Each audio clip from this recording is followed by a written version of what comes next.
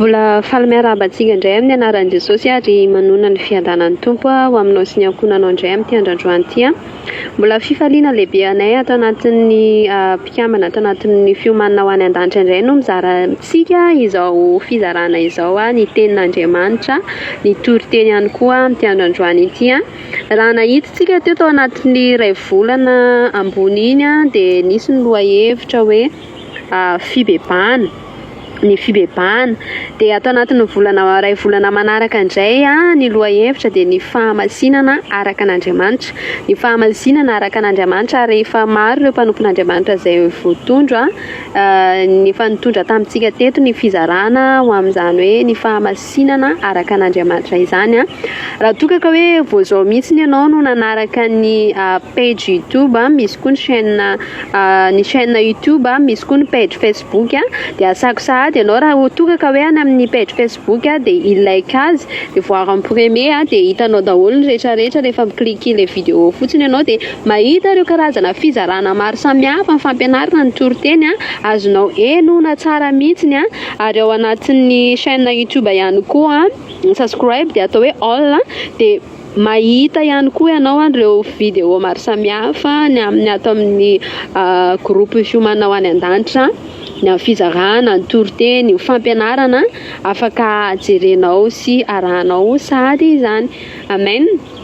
Fa tonga eto sady ihany koa ary ny tenako ampifaliana lehibe ho anahy indray mpitiavana mpanetretena ny tondrako indray ny fizarana, ny toriteny ao anatin'ny mbola hijorontsika ao anatin'izany lohahevitra izany hoe ny fahamasinana araka an'Andriamanitra. Ary ny tena ao anatin'ny nisy teny izay fototra izay niorenana tao anatin'ilay izy ao anatin'ny Petera voalohany toko voalohany Petera voalohany toko voalohany. Ndeha jerentsika ny teny raha manana baiboly ianao dia asaiko mihitsy hiaraka amiko hamaky ny baiboly fa tsy haino fotsiny fa kioko amin'ny baiboly DM dia amin'izay somary mazavazava amintsika tsara kokoa hoe inona ny tiany tena ambara fa mety mazava amintsika daholo rehefa mifanahy masina miasana anatintsika na boky DM na baiboly izay misy ao aminao ao baiboly protestante izany ie.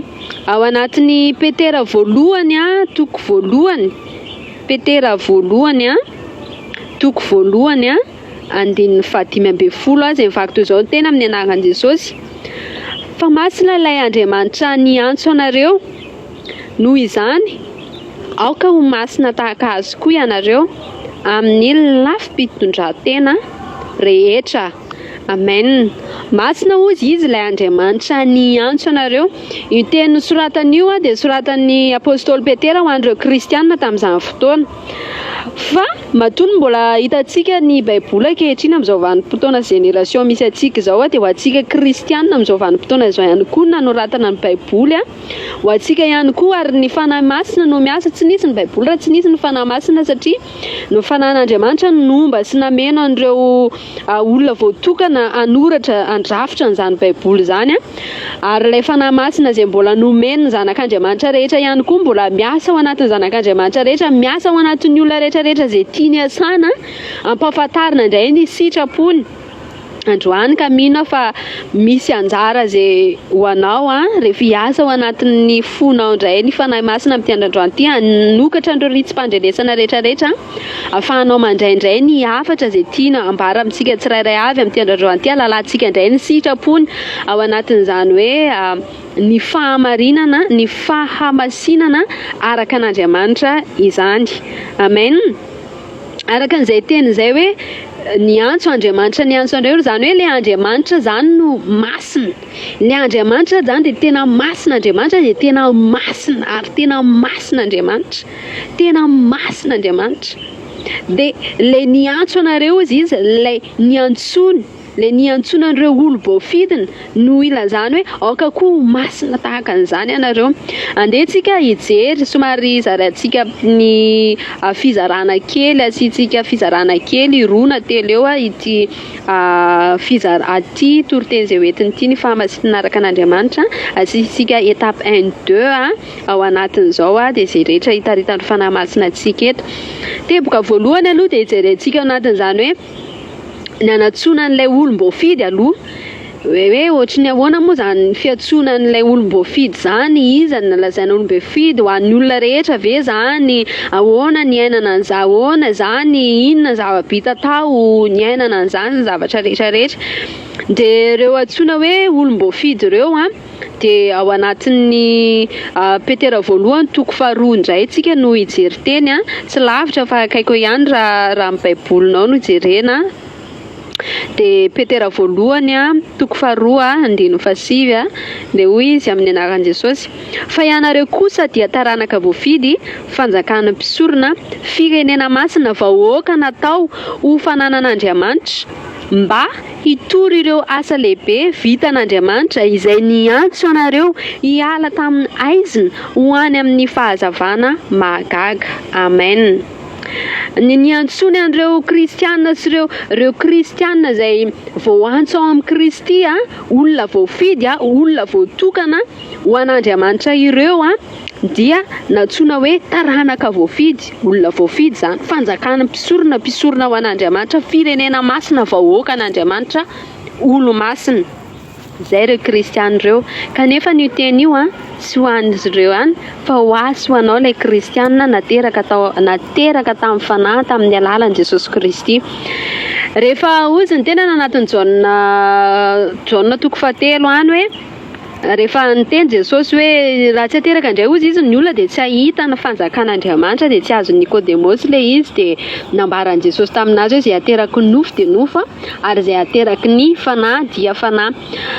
Maninona moa no hoe olom-boafidy sy olona natsoina manokana ary natao hoe olo-masina? Rehetra olona masina tiana tenenina zany eto ilay kristianina voafidy voantso amin'ny Kristy ary olona ao amin'ny tompo rehefa nateraka indray tamin'ny alalan'i Jesosy Kristy tamin'ny fanahy no ambara eto ao anatin'izany rehetra izany. Ary raha hijeritsika ao anatin'izay hoe ao anatin'izay fisafidianana izay, satria misy tena ao anatin'io petera voalohany toko faharoa io, petera voalohany toko faharoa, tsy ny olona tsy ny amin'ny fivavahana sasany zao trano fivavahana sasany rehefa ny doctrine ny fivavahana sasany dia ny olona efa maty natao hoe asandatra olo-masina. Fa raha hijeritsika ty anatin'ny epistily rehefa manoratra ny apôstôly Paoly dia minandray izy miteny ho an'ny olo-masina ana fiangonana ana, ho an'ny olo-masina ana fiangonana anina, ireo kristianina izay efa voafidy tao amin'ny Kristy nandray ny fitiavan'ny Kristy, ireo kristianina voadio ny filazantsara ny Jesosy Kristy ilay filazantsara dia ilay Jesosy Kristy mihitsy. Avy eo izy niteny an'ireo mpianany hoe mandehana ka mitory ny filazantsara amin'ny olombelona rehetra, izay nitohizin'ireo apôstôly nanambaran'ilay filazantsara ny Kristy. Ireo kristianina voadio ny filazantsara, ireo kristianina voafidy, ireo kristianina voafidy sy ireo kristianina voantso an'i Kristy, ireo no natsoina hoe olo-masina. Izao sy anao ihany koa zany izay sika nateraka indray tao amin'i Jesosy Kristy, nampiray-piainana taminy ary nitsangana ho amin'ny fiainana tahaka ny nandehanan'i Kristy ihany koa ny nandehanantsika. Raha nomboana teo amin'ny hazo fijaliana Jesosy Kristy dia izao sy anao koa nomboana niaraka taminy. Raha nalevina izy dia nalevina ihany koa izaho. Raha natsangana Kristy dia natsangana ihany koa mba hanana fiainana tahaka ny Kristy. Izay mihitsy ilay izy raha voambarana anatin'ny Romanina toko fahaenina any misy an'izay dingana nataony Jesosy Kristy izay ilay nanolorany ny tenany. Izy ilay zanakalahy tokan'Andriamanitra, madio tsy misy petina, ilay atao hoe olona tanteraka. Izy no nomena, izy no fahatanterahany sitrapon'Andriamanitra ho amin'ny sorom-panavotana ny olombelona izay tao anatin'ny aizina rehefa tafasaraka tamin'i Jehovah Andriamanitra. Rehefa tonga ny fahalavona andama sy Eva ny tenin'Andriamanitra, tafiditra tamin'izy ireo ny tena ny ota, ny voa ny ota, ary tafasaraka tamin'Andriamanitra izy ireo ka lasa tao anatin'ny fahafatesana sy ny aizina. Zay mahatonga le tena anaty Petera voalohany toko faharoa izay nanambarana le taranaka voafidy sy le fanjakana mpisorona sy ny vahoaka nataony hofananany teo dia anambaranareo ny antso anareo tamin'ny aizina hoy izy satria tao amin'ny aizina mihitsy nisy an'ilay tsika taloha, tao anatin'ny aizina nisy an'ilay olombelona, tao anatin'ny aizina dia sinona manambara ny fahafatesana. Zany fahafatesana zany dia tsy misy tsara zany, faratsiana zany, maimbo zany, karazam-paratsiana maro samihafa zany. Raha ijerintsika ny fasana zao dia ahitantsika an'izany ohatra ny ahoana moa ny ao anatin'ny fasana ao, feno taolana, feno karazana maimbo ao, ny biby maro samihafa, ireo faty maro samihafa ao anatin'izany. Zay ny aizina dia nanalanareo tany amin'ny aizina hoy izy ao amin'ny fahazavana mahagaga. Kristy nanao an'izay fanovam-piainana ho an'ilay olom-boafidiny zay sy le olom-bo antsony zay. Kristy nanao an'ilay fanovam-piainana, famindram-piainana tany amin'ny aizina afindra ho an'ny fahazavana satria Kristy ny fahazavana zao tontolo zao izy no nisim-piainana ary izy le fiainana. Izy no nisim-piainana tao anatin'izany rehetrarehetra zany ao aminy no fahatanterahany ilay fiainana. Amen. Izy ihany koa le lalana sy fahamarinana ary fiainana. Ny tahakan'izay nisy opération le izy tsy vita fotsiny hoe ateraka indray dia raha amin'ny fombantsika ety ivelany le izy dia ohatry ny hoe tsotsotra be zay no ny fidianan'Andriamanitra antsika, ny safidianana antsika, ny atsoina antsika, fa tena nisy opération mihitsy nataon'i Jesosy Kristy teo apototry ny hazo fijaliana. Manambara an'izany ao amin'ny Romanina toko 9 hoy izy ilay teny zay hoe fa voavony Kristy hozy izy pasika ho antsika. Teo amin'inona moa no nanomboana Jesosy Kristy raha tsy teo apototry ny hazo fijaliana? Ary inona ny asa nataon'i Jesosy Kristy teo? Inona zavatra nataon'i Jesosy teo? Tsarovy ry havana malala tao amin'ny tompo raha vavy raha nada. Jesosy Kristy raha tonga tsy hoe tonga mba nanafaka ny olona faratsiana, fijangajangana, fisotrotoka, ny famamona, ny teny ratsy, ny lainga maro samihafa. Tsy izay ny tena antony niavian'ny zanak'Andriamanitra, fa ny antony niavian'ny zanak'Andriamanitra ny tena ao anatin'ny Baiboly dia andrava ny asan'ny Satana. Inona moa le asan'ny Satana? Le asan'ny Satana dia lay tena nota tao anatin'ny olombelona rehefa tonga teo amin'ny fahalavona reo ray aman-dreny be antsika taloha dia Adama sy Eva zany. Tafiditra maty lay fanan'Andriamanitra, tafa niala tao anatintsika lay fanahany mahazanak'Andriamanitra tao amin'ireo ray aman-dreny sy olombelona voalohany. Niala lay fanahany mahazanaka ary tafasaraka tamin'Andriamanitra izy ireo dia tao anaty fahafatesana ary voany ota le azonota. Le azonota teo amin'ireo voankazo marara tafiditra tao anatin'izy ireo lay tena ny ota. Dia hozy ny tena ao anatin'ny Romanina andravany zay ny tena niavian'i Jesosy Kristy.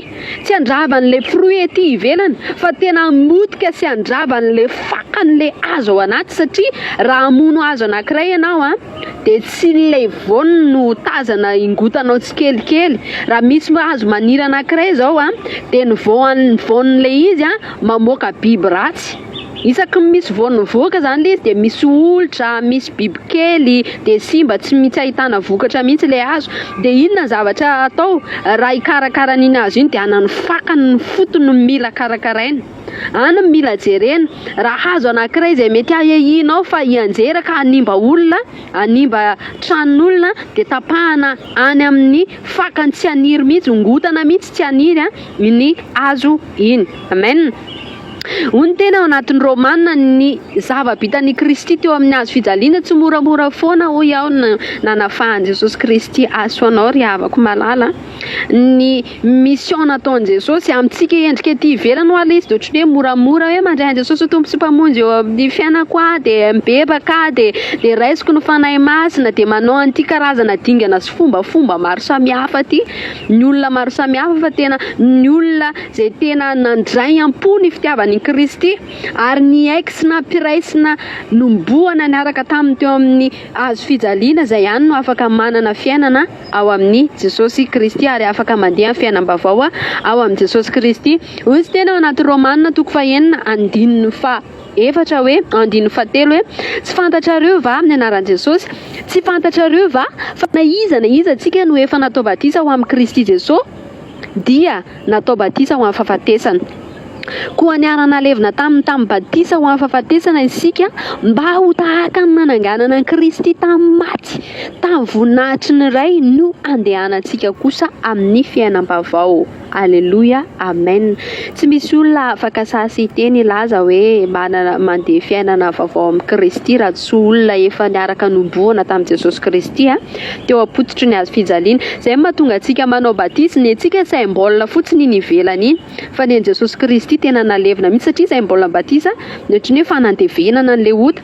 Fa Jesosy Kristy tena nalevina mihitsy 3 jours ary rehefa nitsangana izy dia nitsangana tamin'ny fiainam-baovao. Tahaka an'izay mihitsy lalana sy ny diavin'ireo olom-boafidy raha antsoina hoe olo-masina izao sy ianao izay nateraka tao amin'ny Jesosy Kristy zany. Tahaka an'izay no opération sy lalana sy toerana misy atsika rehefa niaraka nomboana tamin'ny hanimbanany tena notantsika le natsofoka tao amin'ny Kristy dia niaraka nomboana tamin'ny teo amin'ny hazo fijaliana hanimbanan'ilay tena nota aty anatiko ary niaraka nalevina tamin'i Jesosy Kristy ihany koa dia rehefa nalevina dia niaraka natsangana tamin'ny fiainam-baovao dia miaina amin'ny fiainam-baovao amin'ny Jesosy Kristy. Dia ahoana amin'izay aloha fiainan'ilay olo-masina, ilay fiainana miaraka amin'ny Jesosy Kristy.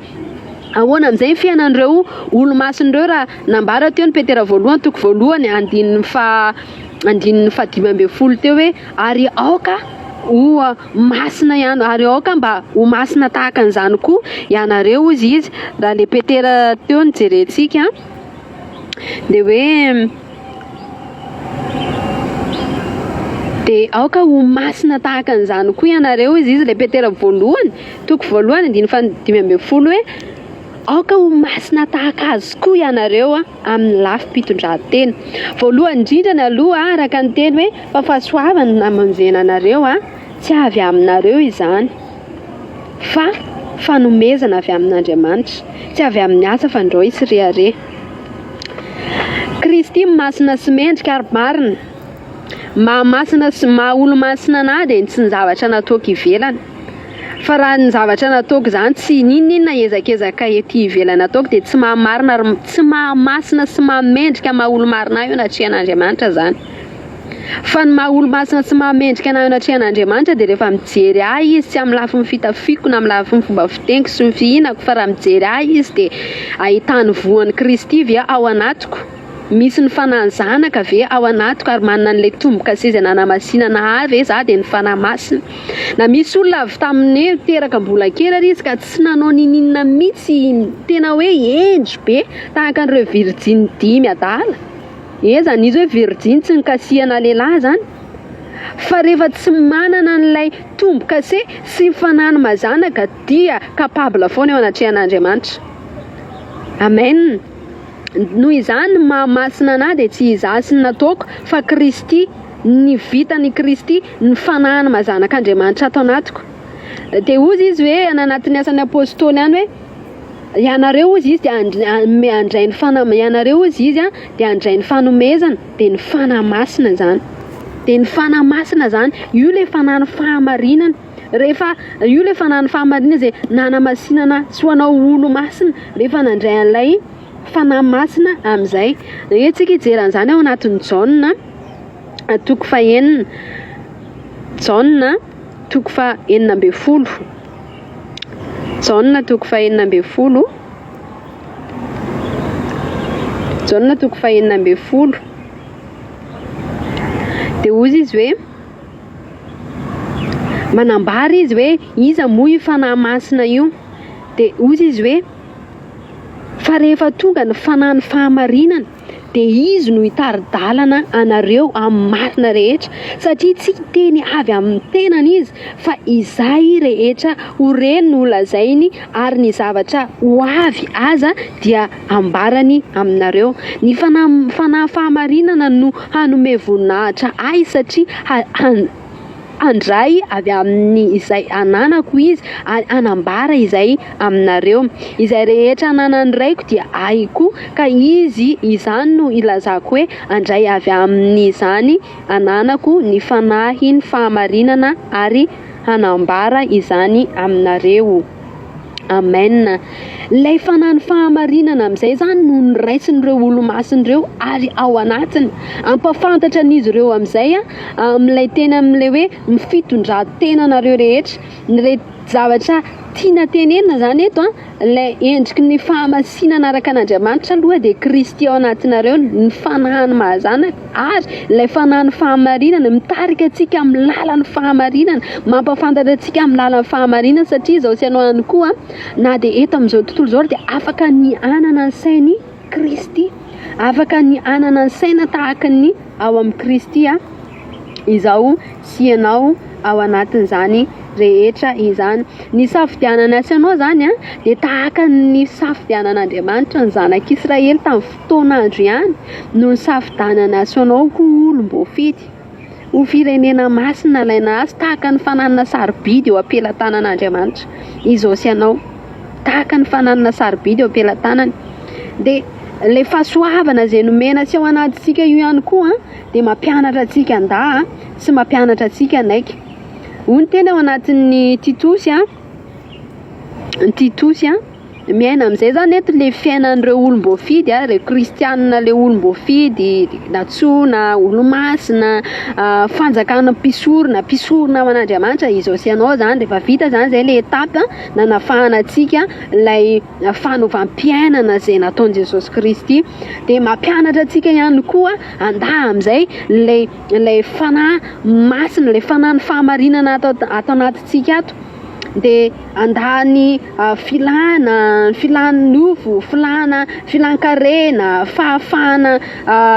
fahefana laza ny voninahitra ny zavatra rehetra eto amin'izao tontolo izao ozy ilay vavaka Jesosy Kristy izay tamin'ny mpianany hoe manamasina azy amin'ny teny fahamarinana amen manamasina azy amin'ny teny fahamarinana vavaka nataon'i Jesosy ho antsika mpianany ihany koa zany rehetra zany zavatra zany ilay tenin'Andriamanitra ny fahamarinana ao anatin'ny jaona voalohany toko voalohany ao anatin'ny jaona voalohany ao anatin'ny jaona toko voalohany le manambara izy hoe ny teny tamin'ny voalohany ny teny dia ny teny tao amin'Andriamanitra dia amin'ny teny tondra nofo izy dia Jesosy Kristy ilay teny tao anatin'izany izy le filazantsara izy le nanadio ny olona zay hoe voadio ny filazantsara voadio ny teny satria ny tahaka an'izay koa ny nanadiovana antsika le tana anatin'ny faharatsiana le tana anatin'ny faratsim-piainana maro samihafa fa ny dioviny Kristy ho amin'ny fiainam-baovao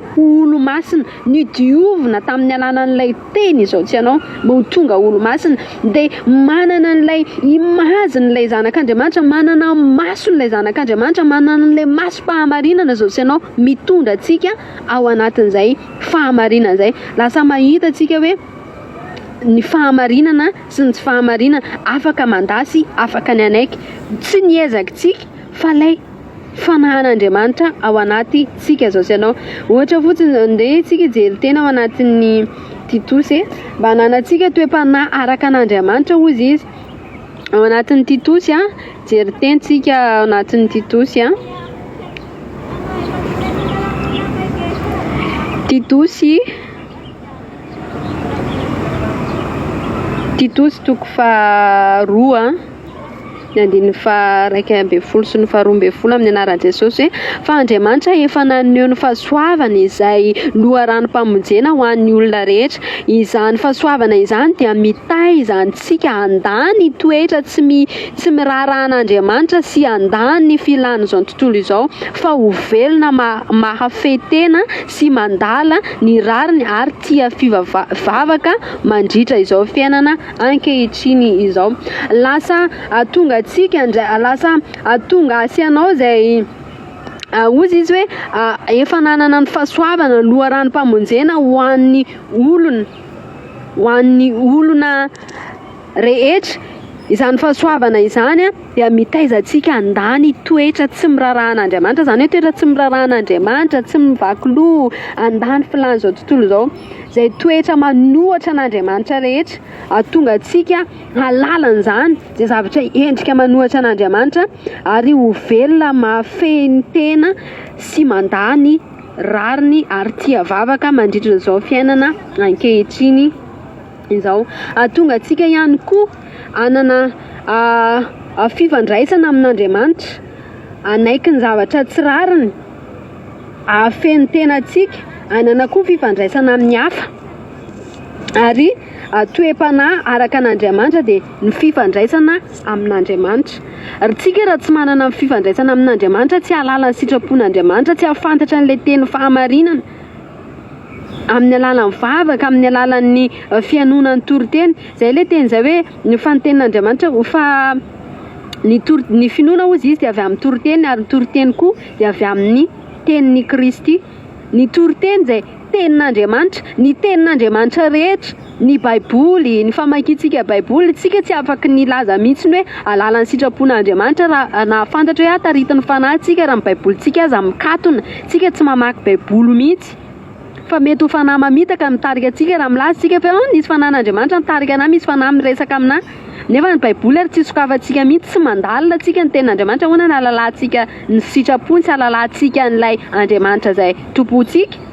Ny fifandraisana aminy amin'ny alalan'ny vavaka, halalantsika ny lalan'ny fahamarinana eo amin'ny fitondran-tena, ahatonga antsika tsy hanamary tena. Izao tontolo izao tsy manana marina satria tsy nandray marina izy, dia manamary tena izy, manamary tena izay amaritany ny tena izay fahamarinana rehetra. Misy ihany koa ny olona izay milaza fa zaho efa nateraka indray dia olona tanteraka ahako, tsy manatsiny aho, zaho masina be, mendrika be ahako, fa nisy mandainga koa zany olona zany raha zany ny zavatra mbarina, fa hoaso anao ilay manana marina, ilay zanak'Andriamanitra dia ozy ny teny. Ao anatin'ny Jaona voalohany ihany misy an'izao teny izao hoe Jaona voalohany toko voalohany 9:9 dia misy an'izao teny izao hoe raha amin'ny anaran'i Jesosy, raha hoy isika tsy manana ota isika dia mamita tena ary ny marina tsy ao anatintsika, raha miaiky ny fahotantsika isika dia matoky sy marina izy ka mamela ny fahotantsika tsy manadio antsika ho afaka amin'ny tsy fahamarinana rehetra. Amen. Tahaka an'izany satria tsika manana marina, mahafantatra marina, rehefa hitantsika hoe misy zavatra tsy mety eo amin'ny fiainantsika, dinona zavatra ataontsika manantona Jesosy tsika satria milaza nadio antsika izy, ilay mitaraina, ilay fanamasina mitaraina tsy azo tsinonina ary Jesosy Kristy dia mitondra sy mifona ho antsika mandrakariva eo ankavanandray. Fa n'izao tontolo izao ilay mpanamary tena dia tsy mila ny Jesosy izy, fa tsika sy ianao kosa ilay manana marina atao anatintsika, mitondra antsika hoe tsy mety zavatra ataontsika dia atonga antsika anantona Jesosy ka hifona ka anaiky ho avaozina indray. Izay ny tena zanak'Andriamanitra marina araka an'ilay tena ao anatin'ny Jaona voalohany toko 5 misy an'izay teny izay hoe Jaona voalohany toko 5 andininy 20 izay misy an'izao teny izao hoe fa izay rehetra nateraka Andriamanitra dia maharesy izao tontolo izao. Dia tsika jeriny Jaona voalohany toko 5 andininy 4 amin'ny anaran'i Jesosy. Iza moa no maharesy izao tontolo izao afa-tsy izay mino an Jesosy no ilay zanak'Andriamanitra, no ilay zanak'Andriamanitra. Izay maharesy izao tontolo izao dia ilay olona mino, ilay olom-boafidina. Tsy avy amin'ny alalantsika nandresintsika izao tontolo izao, fa ilay fanany fahamarinana ao anatintsika mitarika antsika ho amin'ny fahamarinana. Amen. Tonga antsika hatanteraka an'izay sitrapon'Andriamanitra ary tonga antsika rehefa mifandray amintsika dia mahatonga antsika lasa mahavita mandeha amin'ny marina ary mahatonga antsika lasa ahay ankatoa izany tenin'Andriamanitra izany. Dia ho koa Jaona voalohany ihany toko 19:20 hoe fa fantatsika fa izay rehetra nateraka Andriamanitra dia tsy manota satria arovany ilay zanak'Andriamanitra izy ka tsy voakasika ilay ratsy. Ndika ilay hoe tsy mahay manota dia izao mandainga aloha tsika raha milaza tsika fa tsy nanota, tsy ao amintsika marina. Ozy ny teny ao anatin'ny Jaona voalohany toko voalohany 9:20 teo. Lasa mpanamary teny tsika satria ny antony dia izao, ilay nofintsika ity dia manao zavatra mifanohatra amin'Andriamanitra foana indraindray. fa mahatonga antsika mahafantatra lay fahamarinana, lay fanahy mazanaka, lay fanahy fahamarinana ao anatintsika ny mampafantatra antsika tsy mety ny zavatra ataontsika mahatonga antsika mankanatona Jesosy ka mila an Jesosy. Zay ilay hoe tsy mahay manoty izy, tsy mitoetra amin'ny ota izy, tsy mitoetra amin'ny faharatsiana izy, tsy tamanana anaty faharatsiana izy, fa miverina malaky eo anatrehan'i Jesosy Kristy. Amen. Ny fehany ny toe-panahy araka an'Andriamanitra, ny fehan'izany zavatra rehetra zany dia fehezintsika ao anatin'ny famitinana hoe eo amin'ny fiainan'ny mpino marina dia fototra amin'ny fitondran-tena, ny marina dia ny fitondran-tena, ny fahafahana mandray ny marina miankina amin'ny fifandraisana amin'iray noho i Kristy fanambarana an'Andriamanitra. Marina égale Jesosy Kristy.